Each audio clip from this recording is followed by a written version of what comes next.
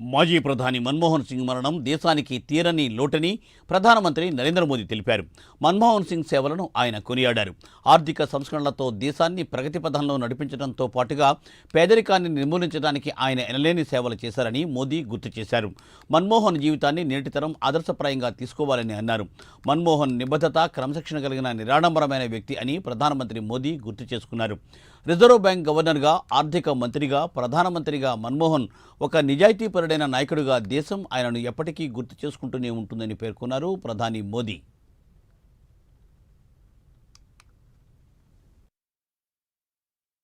राष्ट्र के रूप में भी हमारे लिए बहुत बड़ी क्षति है।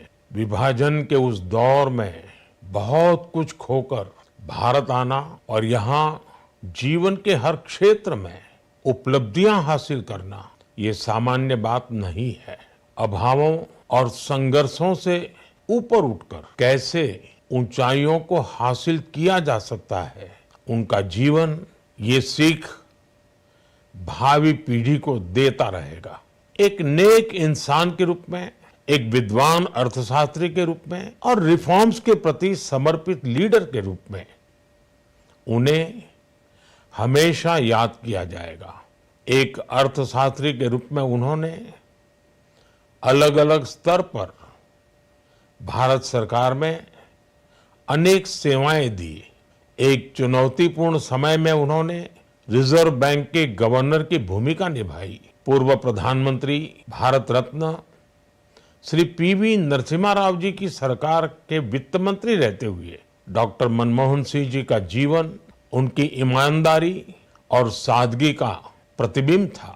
वो विलक्षण सांसद थे। उनकी विनम्रता, सौम्यता और उनकी बौद्धिकता उनके संसदीय जीवन की पहचान बनी।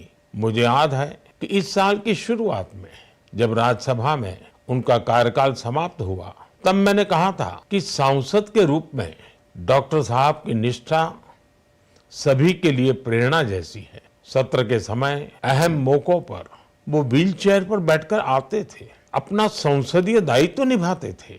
दुनिया के प्रतिष्ठित संस्थानों की शिक्षा लेने और सरकार के अनेक शीर्ष पदों पर रहने के बाद भी वो अपनी सामान्य पृष्ठभूमि के मूल्यों को कभी भी नहीं भूले। दलगत राजनीति से ऊपर उठकर उन्होंने हमेशा हर दल के व्यक्ति से संपर्क रखा, सबके लिए सहज उपलब्ध रहे। जब मैं मुख्यमंत्री था तब डॉक्टर मनमोहन सिंह जी के साथ राष्ट्रीय और अंतर्राष्ट्रीय अनेक विषयों पर उनसे खुले मन से चर्चाएं होती थी। यहाँ दिल्ली आने के बाद भी मेरी उनसे समय समय पर बात होती थी, मुलाकात होती थी। मुझे उनसे हुई मुलाकातें, देश को लेकर हुई चर्चाएं हमेशा याद रहेगी। अभी जब उनका जन्मदिन था तब भी मैंने उनसे बात की थी। आज इस कठिन घड़ी में मैं उनके परिवार के प्रति अपनी संवेदनाएं व्यक्त करता हूं।